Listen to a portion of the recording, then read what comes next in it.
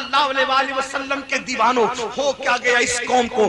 ہائے ہائے، جس کی راتیں رکوع اور سجود میں گزرا کرتی تھی، جس کی راتیں سجدے کے شوق میں گزرا کرتی تھی، آج وہ قوم راتوں میں گندی فلمیں دیکھ رہی ہے۔ اس قوم کے جوان نشے میں مبتلا ہیں، اس قوم کے جوان شراب میں مبتلا ہیں۔ آپ سے عرض کرنا چاہتا ہوں، نشے اور شراب کے حوالے سے ذرا کوئی غور تو کر لے۔ فقیہ ابو اللیث سمرقندی نے سیدہ عائشہ صدیقہ کا بیان نقل کیا، لکھتے ہیں کہ اماں عائشہ صدیقہ کہتی ہے کہ اللہ کے رسول نے فرمایا جو نشہ کرے اس کو اپنی بیٹیاں نہ دیا کرو، اپنی بیٹیوں کے رشتے نشہ کرنے والوں کو نہ دو۔ فرمایا میرے آقا نے نشہ کرنے والا بیمار پڑے اس کی عیادت کے لیے نہ جاؤ، نشہ کرنے والا مر جائے اس کا جنازہ نہ پڑھو۔ اللہ اکبر، اس کو قرض کی حاجت ہو اس کو قرض نہ دیا جائے، وہ بھوکا ہو اس کو کھانا نہ دیا جائے، اس لیے کہ پہلے سمجھاؤ، نہیں مانتا تو سوشل بائیکاٹ کرو تاکہ پتہ چلے کہ نشہ کرنے والوں کا انجام کیا ہے۔ اور پھر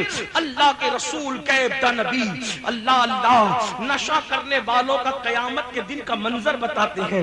آقا ارشاد فرماتے ہیں جو دنیا میں نشہ کرے گا وہ قیامت کے دن یا تو سور کی شکل میں اٹھے گا یا تو بندر کی شکل میں اٹھے گا، دو میں سے کوئی ایک شکل لے کے وہ اٹھے گا۔ ہائے میری قوم کے جوانوں، کڑوے گھونٹ تمہیں کون سا فائدہ دیتے ہیں؟ ہاں روشی پڑی اللہم صلی علی سیدنا و شفینا و حبیبنا مولانا محمد بارک وسلم صلو علیہ صلاة و سلام علیکہ یا رسول اللہ نبی اللہ۔ کڑوے گھونٹ تمہیں کون سا فائدہ دیتے ہیں؟ یہ نشہ انسٹالمنٹ پر تمہیں تباہ کر رہا ہے، پھیپھڑوں کو کھا رہا ہے، تمہاری سوچ کو کھا رہا ہے، تمہاری فکر کو کھا رہا ہے۔ اور یہ نشہ جان بوجھ کر مسلم بستیوں میں عام کیا جاتا ہے۔ کیوں؟ لوگوں کو تمہارے ٹیلنٹ سے تکلیف ہے، کیونکہ لوگ جانتے ہیں جب تم پڑھو گے تو تمہارا کوئی مقابلہ نہیں کر سکے گا، جب تم تجارت کرو گے تو کوئی تمہارا مقابلہ نہیں کر سکے گا، جب تم سیاست کرو گے تو کوئی تمہارا مقابلہ نہیں کر سکے گا، جب تم بولو گے تو کوئی تمہارا مقابلہ نہیں کر سکے گا۔ کسی قوم کے پاس اتنا ٹیلنٹ نہیں ہے جتنا مسلمانوں کے پاس ہے۔ آپ کہیں گے مولانا 1400 سال کی بات نہ کرو، میں کہا 1400 سال کی نہیں، ابھی عقائد پر کوئی گفتگو کرنے کی بجائے میں آپ سے کہتا ہوں آج بھی کلمہ پڑھنے والوں کا ٹیلنٹ یہ ہے کہ ہندوستان کو جس میں ایٹمی طاقت دی ہے وہ کوئی کلمہ پڑھنے والا ہی ہے۔ آپ مجھے بتائیں 1857 میں انقلاب کی آواز بلند کرنے والا کوئی کلمہ پڑھنے والا ہی ہے، 1857 میں جہاد کا فتویٰ انگریزوں کے خلاف دینے والا کوئی کلمہ پڑھنے والا ہی ہے۔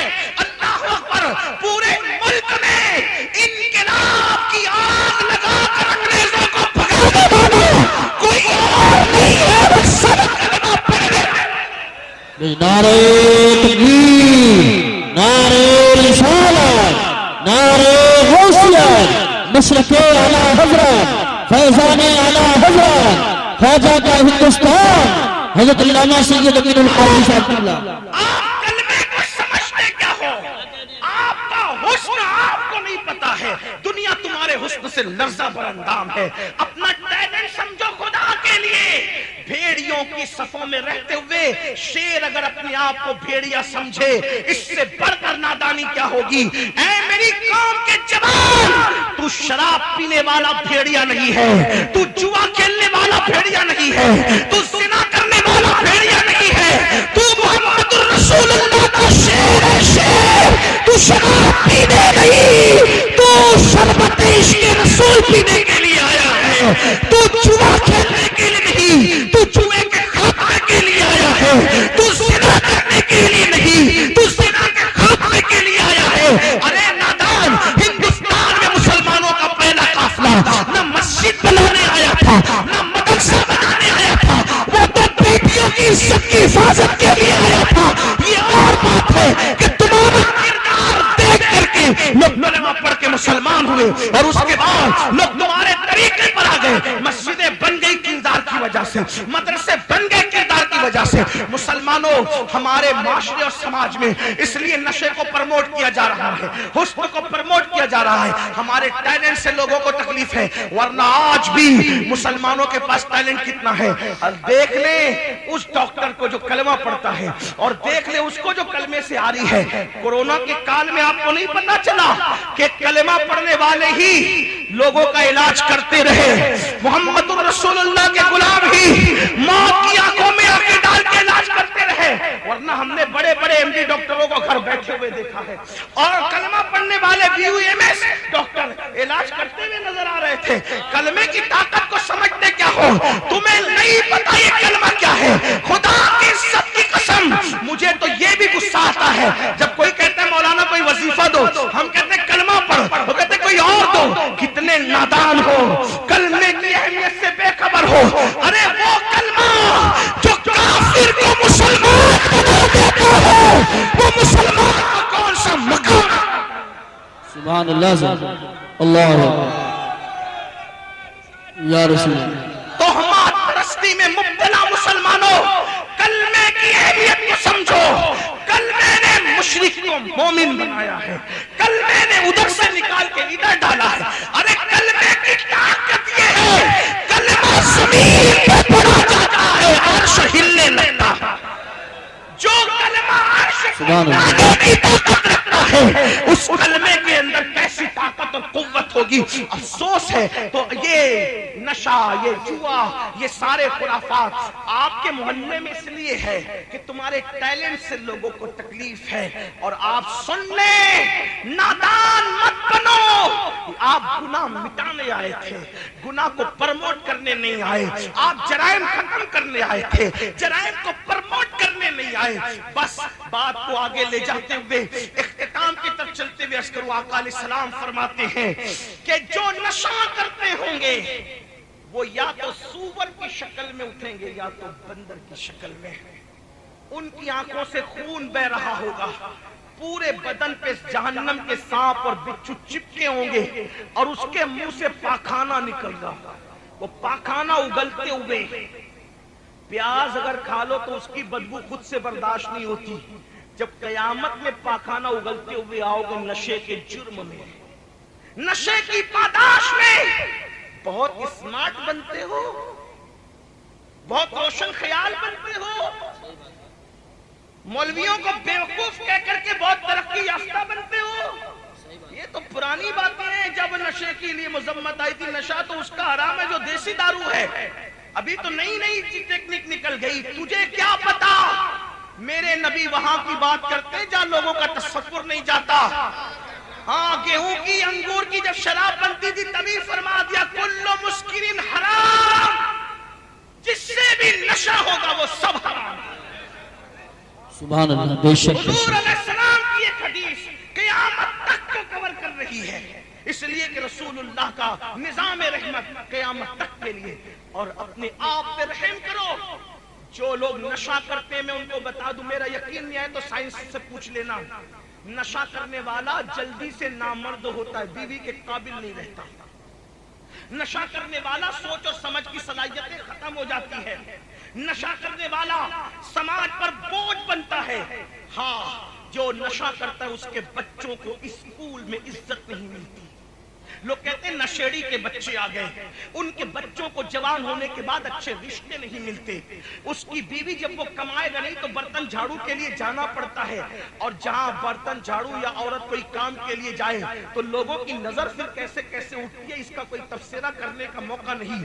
نادان، تو اپنے کڑوے گھونٹ کے لیے، چند نشے کی گولیوں کے لیے، چند نشیلی دواؤں کے لیے پورے خاندان کو تو معاذ اللہ داؤ پہ لگا رہا ہے۔ سوچ تو صحیح، تیرے بوڑھے ماں باپ نے تجھ سے کتنی توقعات کی ہوگی، اور تو جوان ہو کر کے بری صحبت کا شکار ہو کر کے تو نشے میں پڑ گیا۔ نہیں میرے بھائی، آج کی اس محفل غوث الورا میں آپ کو نشے سے نکلنا ہوگا، بلکہ میں تو کہتا ہوں ہر نشے سے باہر نکلو، ہر نشے سے باہر نکلو۔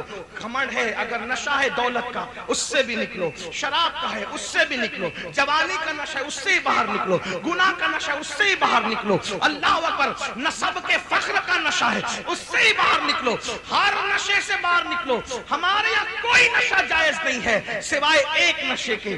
ہر نشہ حرام ہے، ہر نشہ، بس ایک نشہ ہمارے لیے جائز ہے، اور صرف جائز نہیں ہے بلکہ جان عبادت ہے. آؤ ہم اسی نشے کی بات کر لیں. وہ نشہ کون سا ہے؟ وہ نشہ وہ ہے جو بدناموں کو نیک نام کر دیتا ہے، جو گمراہوں کو آسان ہدایت کا تارا بنا دیتا ہے، جو بیکار لگانے والوں کو راتوں میں آؤ بخا کرنے پہ مجبور کر دیتا ہے، جو گناہوں کی ہڈیوں کو آباد کرنے والوں کو خدا خانے کی طرف لاتا ہے. وہ نشہ کون سا ہے؟ جس کو بتا دو تو بتانے والا ابو بکر بن جاتا ہے، اور اگر چھپا لا تو چھپانے والا ان سے قرنی بن جاتا ہے. اس نشے کو نشہ عشق رسول کہتے ہیں، نشہ محبت رسول کہتے ہیں. اس نشے کی شان یہ ہے جو نشہ محبت رسول اگر کسی کو چڑھ جاتا ہے وہ گمراہ نہیں ہوتا، قوموں کا امام بن جاتا ہے. وہ ذلیل نہیں ہوتا، فرشتے بھی اس کی تعظیم کرتے نظر آتے ہیں. امام کہتے ہیں نکیرین کرتے ہیں تعظیم میری، نکیرین کرتے ہیں تعظیم میری. فدا ہو کے تجھ پہ یہ عزت ملی ہے، خاک ہو کر عشق میں آرام سے سونا ملا. جان کی اکسیر ہے الفت رسول اللہ کی، یہ وہ نشہ ہے اے عشق تیرے صدقے چلنے سے چھٹے سستے جو آگ بجھا دے گی وہ آگ لگائی ہے. نکلو نشے سے، ہر نشے سے توبہ کرو. میں اپنی گفتگو کو اب اختتام کی طرف لے جاؤں. اللہ اکبر. تو میں عرض یہ کر رہا تھا وہ مشکات شریف کی حدیث رہ گئی ہے، اس کو پورا کر لیا جائے. توجہ فرمائیں، دھیان دیں. آقا فرماتے ہیں، اللہ ارشاد فرماتا ہے کہ جب تم میری نافرمانی کرتے ہو، گناہ کرتے ہو، تو میں تم پر ظالم حکمراں مسلط کرتا ہوں، ان کے دلوں میں تمہاری نفرتیں پیدا کرتا ہوں، وہ تم پر مسلط ہو کے ظلم کرتے ہیں. اب پھر اس کا علاج کیا ہے؟ اب حدیث سنو، 1450 سال پہلے کی بات ہے. ایسا لگتا ہے جیسے آج کے ماحول میں یہی تو بات ہے غیب داں نبی کی. یہ بات ہے غیب داں. میں تو حیران ہوں، لوگ آج بھی نبی کے غیب پہ لڑ رہے ہیں، جبکہ لوگوں نے ایسی ایسی مشینیں ایجاد کر لی ہے کہ گلیکسی دیکھ رہے ہیں لوگ، ستاروں کی انجمن دیکھ رہے ہیں لوگ، سیارے دیکھ رہے ہیں لوگ. میں کہتا ہوں سائنس ترقی کرے گی تو شاید لوگ سارے انکشافات کر لیں گے، لیکن ایک غیب کو سائنس کی ترقی بھی نہیں دیکھ سکتی، اور وہ ہے غیب الغیب. وہ ہے، اور وہ ہے ذات خدا، ہے نا. ہر غیب جس پہ پہلے غیب کا اطلاق ہو رہا تھا، لوگ جس پہ لڑ رہے تھے، لوگ تو وہ سب مشینوں کے ذریعے سے دیکھ رہے ہیں. میں اس کی کوئی تشریح میں نہیں جاتا، حالانکہ ہمارے یہاں غیب کی تعریف کچھ اور ہے، ان کے یہاں کچھ اور ہے. حواس خمسہ سے جسے پتہ نہ کیا جا سکے ہم اسے غیب کہتے ہیں. لیکن بہرحال وہ بات کرتے ہیں تو ان کے لہجے میں بات کر رہا ہوں. ہر چیز دیکھی جا سکتی ہے مشینوں کے ذریعے سے. لوگ دیکھ رہے، پیٹ کا بچہ بھی دیکھ رہے ہیں. سورہ لقمان میں جس کو کہا گیا تھا کہ پیٹ میں کیا ہے کسی کو نہیں پتا، آج تو پیٹ میں کیا ہے وہ بھی معلوم ہو رہا ہے مشینوں کے ذریعے سے. حالانکہ اس کی تفسیر میں مفسرین نے یہ بات لکھی ہے بننے کے بعد نہیں، جس دن نطفہ جائے اسی دن کیا ہے یہ کسی کو نہیں. بہرحال چلیں اور بھی تشریحات میں کوئی سائنس کیا ابھی یہ علم غیب کی بات نہیں کر رہا ہوں، مگر سن لیں ہر چیز لوگوں نے دیکھ لی مگر خدا کو کبھی نہیں دیکھ سکتے. میرا نبی اتنا عظیم غیب داں ہے جس نے آج سے 1450 سال پہلے خدا کو دیکھا ماتھے کی آنکھوں سے. سبحان اللہ، ماشاءاللہ، اور فرمایا انی رأیت ربی، میں نے اپنے رب کو دیکھا اور اس شان سے دیکھا ما زاغ البصر وما طغى. جو خدا کو دیکھ کر پلک نہ جھپکائے وہ مصطفیٰ جان رحمت کا دیکھنا ہے. تو جو خدا کو دیکھتا ہے وہ آج کے حالات کو نہیں دیکھ سکتے. تو میرے آقا علیہ الصلوۃ والتسلیم نے بتایا، اللہ ارشاد فرماتا ہے میں ان کے دل میں تمہاری نفرتیں ڈال دیتا ہوں جو تم پہ ظلم کرتے. پھر تم کیا کرتے ہو؟ تم گڑ گڑاتے ہو ان کے آگے، ہے نا. کتنی چاپلوسیاں کرتے ہو، کتنی چاپلوسیاں کرتے ہو، کتنا گڑ گڑاتے ہو. 1450 سال پہلے آج کا ماحول بیان ہے. بلکہ اب تو ہم دیکھ رہے ہیں جن کے اوپر دینداریوں کا لیبل لگا ہے، جن لوگوں کی داڑیاں سفید ہو چکی، جن کے پیشانیوں پر سجدوں کے نشانات ان کے نمازی ہونے کی نشانی دے رہے، وہ بھی ان کی بولی بول رہے ہیں. हालात तब्दील हो रहे हैं। कुरान हदीस कह रही है तुम चापलूसियां करते हो, उनके आगे गिड़गिड़ाते हो। अल्लाह फरमाता है उनके आगे गिड़गिड़ाने से काम नहीं बनेगा, उनके आगे गिड़गिड़ाने से। देखो अपने मसाइल का हदीस में कैसे आ गया। आप कहते हो हमारा हल, मैंने कहा हदीस में है, हदीस पढ़ा था, कुरान हदीस की तरफ रुख मत किया। हदीस से तो मुंह फेर बैठे, हदीस से तो मुंह, कोई चार जुमले इंग्लिश के बोल दे ऐसे मरऊब होते हैं, लेकिन कोई हदीस पढ़े उस पर तवज्जो नहीं करते। हम अंग्रेजी के मुखालिफ नहीं हैं, जी जी बेशक। हमारे नबी का फरमान है हर जबान सीखो। लेकिन आपसे पूछता हूँ, इतने अंग्रेजों के गुलाम हो कि चार जुमलों से मुतासिर होते, और हुजूर का फरमान कोई पढ़े तो तवज्जो ही नहीं। बहरहाल तो बल्कि अब तो इतना जुल्म बढ़ गया कि अब रसूलुल्लाह की हदीसों पर भी एतराजात हो रहे हैं। ये सब कुछ हो रहा है। तो आका अलैहिस्सलाम फरमाते, अल्लाह ने फरमाया तुम वहां गिड़गिड़ाओगे कुछ नहीं होगा, तुम्हारा मसला हल नहीं होगा। फिर कैसे? अल्लाह फरमाता है उनके आगे मत गिड़गिड़ाओ। देखो हदीस आ रही है, उनके आगे मत गिड़गिड़ाओ। अगर गिड़गिड़ाना है, अल्लाह फरमाता है मेरी बारगाह में गिड़गिड़ाओ, अपने गुनाहों से माफी तलब करो, मैं तुम्हारे हालात को तब्दील कर दूंगा। सुभान अल्लाह, माशाअल्लाह माशाअल्लाह, बहुत अब खूब। इसी पर गुफ्तगू एंड होती है। गिड़गिड़ाओगे अल्लाह की बारगाह में, रातों को फिल्में मत देखो, अपने गुनाहों पर रो, अपने आप पर रो, आहो बुका करो। याद रखना कोई वजीफा उतनी अहमियत नहीं रखता जितना अल्लाह के लिए रोना अहमियत रखता है। अल्लाह के लिए रोना, उसके रसूल के लिए रोना, कोई इबादत इसका मुकाबला नहीं कर सकती। ये वो इबादत है। आपसे पूछता हूँ, औलिया की जिंदगी देखो, सहाबा की जिंदगी देखो, अब थोड़ा उस पर तवज्जो करें। देखो सैयदना फारूक आजम अल्लाह के लिए इतना रोते थे कि रोते रोते आपके चेहरे पर आंसुओं के निशान पड़ गए थे। आप जानते हैं इतना रोते थे। कौन है ये फारूक आजम? जिनको दुनिया में रसूलुल्लाह ने जन्नत की बशारत दी है। ये हुजूर के सुसर भी हैं, सहाबी भी हैं, और ये वो हैं जिनके बारे में आका फरमाते हैं मेरे बाद कोई नबी होता तो उमर इब्ने खत्ताब होते। ये वो हैं जिनके बारे में फरमाया अपनी महफिलों को उमर के नाम से जीनत दिया करो। आपसे पूछता हूं वो क्यों रो रहे थे? वो क्यों रो रहे थे? आप कहते मौलाना मेरे पीर साहब मुझे जन्नत में ले जाएंगे। वल्लाह तेरे पीर की जूतियां मेरे सर और आंखों पर। मैं किसी के पीर का मुखालिफ नहीं, मैं तो हर सुन्नी पीर की नालैन बरदार, उनका नालैन बरदार हूँ। लेकिन आपसे कहता हूँ, आप कहते मौलाना पीर साहब ले जाएंगे, जिना करके भी, शराब के भी, जुआ खेल के भी, मस्जिदों को वीरान करके भी तेरा पीर तुझे जन्नत में ले जाएगा। इतना पावरफुल पीर। और उमर इब्ने खत्ताब का पीर कौन? नमाज को लाने वाला, कुरान को लाने वाला, खुदा का पता बताने वाला, वो अल्लाह के खौफ से रोए। और तू इतना कहे बात कि तू कहते सट्टे का धंधा करूंगा तो भी जन्नत में जाऊंगा। सुन लो, ये सिर्फ शैतानी वसवसे है। अल्लाह का फरमान कुरान में है, कुरान में अल्लाह फरमाता है इन्ना अज़ाब रब्बिका लवाक़ि मा लहू मिन नाफ़ि, तेरे रब का अज़ाब वाक़ई होके रहेगा। और जब अल्लाह फैसला कर ले अज़ाब देने का, कोई अल्लाह का अज़ाब टालने वाला बेशक बेशक। सुभान ये सब शैतानी चक्कर में। मेरा अक़ीदा ये है, पीर बख्शवाएंगे, उलमा बख्शवाएंगे। मेरा अक़ीदा तो यहाँ तक है कि कच्चा बच्चा मुसलमान का गिर गया तो वो भी बख्शवाएगा, लेकिन किसको बख्शवाएगा इस पे बात है।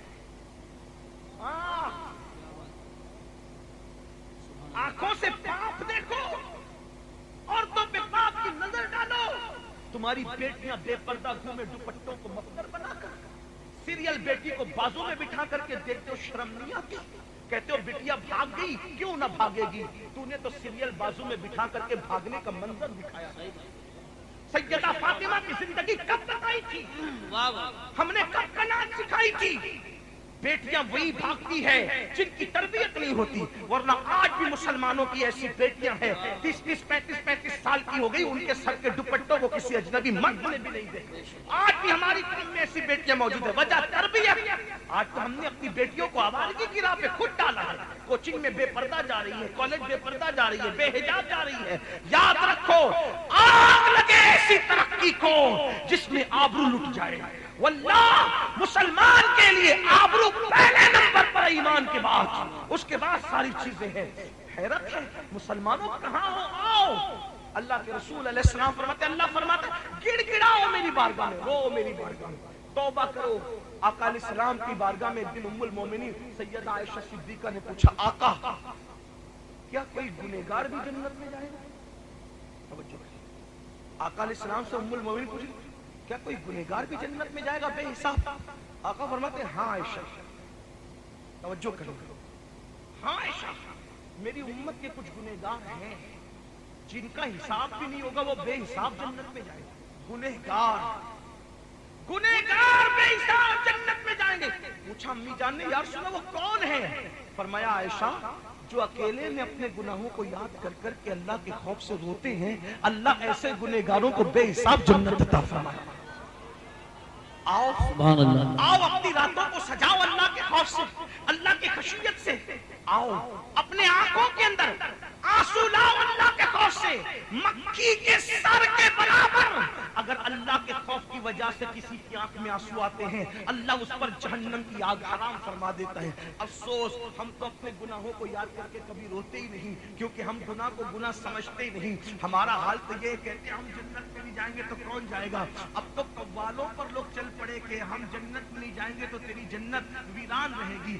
نادان، اللہ کی جنت آج بھی ویران نہیں ہے. تو کیا بات کرتا ہے؟ علماء سے ہٹا اور کس کی بات تو کر رہا ہے؟ اللہ کی جنت آج بھی ویران نہیں، اور اس کی جنت کبھی ویران ہو ہی نہیں سکتی. آؤ آؤ توبہ کرو، آؤ پلٹو، گناہوں سے معافی مانگو، رجوع کرو اللہ کی بارگاہ میں. میرے عزیز، میرے نوجوان، آؤ اب اختتامی بات سن لو. اگر پلٹو گے، توبہ کرو گے تو لوگ کہتے ہیں یار اتنے گناہ کر لیے اب کیا ہوگا. میں کہتا ہوں اللہ فرماتا ہے کتنے بھی گناہ کر، اگر تو سچی توبہ کر لے اللہ تجھے معاف کرے گا. اتنے واقعات ہیں تاریخ میں بھرے ہوئے کہ کیسے کیسے پاپیوں نے توبہ کی، کیسے کیسے مجرموں نے توبہ کی، اللہ نے سب کو معاف کیا. آئیے ایک واقعہ جو علامہ عثمان ابن حسن نے اپنی کتاب میں لکھا، درۃ الناصحین میں اس کو اپنے الفاظ کے جامع میں پیش کر کے بات ختم کرتا ہوں. اپنے جوانوں کی خاص توجہ. میرے عزیز، کیسے کیسے لوگ توبہ کرتے ہیں اور کیا سے کیا بن جاتے ہیں. توبہ ایک ایسا دروازہ ہے جو بندے کو خدا کے قریب کرتا ہے. توبہ ایک ایسی نعمت ہے جو خدا کا محبوب بنا دیتی ہے. توبہ ایسی چیز ہے. محبوب الہی سرکار نظام الدین اولیاء کہتے ہیں متقی اور تائب یعنی توبہ کرنے والا دونوں کا نام اعمال برابر برابر ہوتا ہے. متقی کا بھی گناہ سے خالی، توبہ کرنے والوں کا بھی گناہوں سے خالی. کسی نے پوچھا وہ کیوں؟ تو کہا متقی کا اس لیے گناہ سے خالی ہوتا ہے کہ اس نے گناہ کیا نہیں، اور تائب کا اس لیے ہوتا ہے گناہ کیا تو تھا مگر توبہ کر لی اور اللہ نے اس کے سارے گناہوں کو مٹا دیا. آئیے نا میرے بھائیوں، ہم اللہ کے قریب آئیں. میرے عزیز، ہم سب سے دل لگا چکے، کبھی اس کے بھی قریب آ کر کے دیکھیں. وہ ماؤں سے زیادہ مہربان ہے، 70 ہی نہیں کروڑوں ماؤں سے زیادہ مہربان ہے. میرے عزیز، جیسے اس کے قہر کی کوئی انتہا نہیں ہے، جیسے اس کے علم کی کوئی انتہا نہیں ہے، جیسے اس کے شان جباری کی کوئی انتہا نہیں ہے، جیسے اس کے شان ستاری کی کوئی انتہا نہیں ہے، ویسے اس کی محبت کی شان کی بھی تو کوئی انتہا نہیں ہے. وہ ہم سے محبت کرتا ہے. میرے عزیز، اللہ اکبر، ہزاروں کروڑوں مائیں مل کر ایک بچے سے جتنا پیار نہیں کر سکتی، اس سے زیادہ پیار اللہ اپنے بندوں سے کرتا ہے. میرے بھائیوں، تمہیں کس نے کہہ دیا کہ اللہ تمہیں عذاب دے گا؟ یاد رکھنا، وہ کہہ چکا، وہ فرما چکا، میں تمہیں عذاب دے کے کیا کروں گا؟ اگر تم میرے فرما بردار بنو. فرما بردار بنو گے تو عذاب نہیں دے گا، ڈرو گے تو عذاب نہیں دے گا. سرکشوں کو عذاب دے گا، مجرموں کو عذاب دے گا، بے باکوں کو عذاب دے گا. بے باک نہ بنو، اللہ سے ڈرتے رہو، گناہوں سے توبہ کرتے رہو، معافی طلب کرتے رہو. جانتے ہو اللہ میرا اللہ کتنا پیار کرتا ہے. حدیث پاک میں آتا ہے ہر رات کے آخری حصے میں، صرف شب برات میں نہیں، صرف شب قدر میں نہیں، ہر رات کے آخری حصے میں روزانہ پہلے آسمان پہ تجلی کرتا ہے، نزول اجلال کرتا ہے جیسا کہ اس کی شان ہے، اور آواز دیتا ہے جیسا کہ اس کی شان ہے. کون میرا بندہ ہے گناہ سے معافی مانگنے والا تاکہ میں اس کو معاف کر دوں؟ کون میرا بندہ ہے روزی طلب کرنے والا تاکہ میں اس کو روزی عطا کروں؟ کون میرا بندہ ہے اولاد مانگنے والا تاکہ کرو اس کو اولاد عطا کرو. کون میرا بندہ ہے عزت کا متلاشی تاکہ میں اسے عزت عطا کروں. سوچو تو صحیح حدیث سے حدیث اکثر کتب میں یہ حدیث موجود ہے. پوچھتا ہوں اللہ پاک خود پکار کر کے فرما رہا ہے کیا مانگتا ہے مانگ. لیکن افسوس رات کے آخری پہر میں 3 بجے رات کو گیم دیکھ کھیل کر کے ہم آخری پہر میں سو چکے ہوتے ہیں. ہر مسلمان کے نہیں بلکہ ہر بندے کے دروازے دل پر قدرت دستک دیتی ہے. میرے قریب آ, تو میرے قریب چل کے آئے گا, میری رحمتیں دوڑ کے تیرے پاس آئے گی. اللہ اکبر. اللہ کی ناقدری ہم سے زیادہ کون کر رہا ہے؟ وما قدر اللہ حق قدری. تم نے اپنے اللہ کی ایسی قدر نہیں کی جیسا کہ قدر کرنا چاہیے تھا. سیاسی لیڈر کہے مجھے ووٹ دو میں یہ کام کر کے دوں گا, سب اس کی طرف دوڑ پڑتے ہو, اور اللہ کہہ رہا ہے مانگ کیا مانگتا ہے میں تجھے عطا کروں گا. کیوں نہیں آتے اس کی طرف, کیوں سوتے پڑے رہتے ہو؟